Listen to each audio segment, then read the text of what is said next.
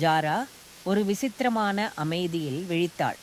பறவைகளின் சத்தமில்லை, தேனீக்களின் சத்தமில்லை, காற்று கூட அமைதியாக இருந்தது. அவள் காட்டின் விளிம்பிற்கு ஓடினாள்.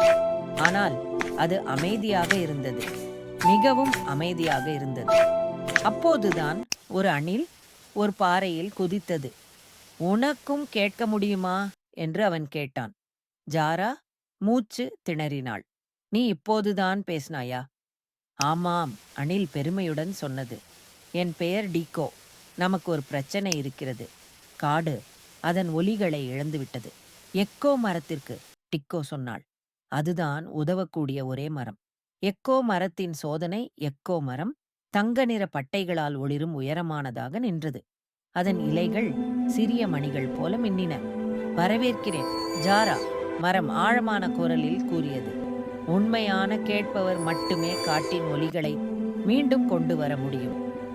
ஜாரா மண்டியிட்டாள். அவள் கண்களை மூடினாள். அவள் இதயத்துடன் கேட்டாள். "மன்னிக்கவும்," அவள் கிசுகிசுத்தாள். "நான் கவனித்துக் கொள்வதாக உறுதியளிக்கிறேன்." ஒலிகள் திரும்புகின்றன. எக்கோ. மரம் பிரகாசமாக பிரகாசித்தது. இலைகள் வழியாக காற்று நடனமாடியது. டிக்கோ உற்சாகப்படுத்தினார். "நீ அதைச் செய்தாய், ஜாரா." ஜாரா சிரித்தார். "நாங்கள் அதை ஒன்றாகச் செய்தோம்.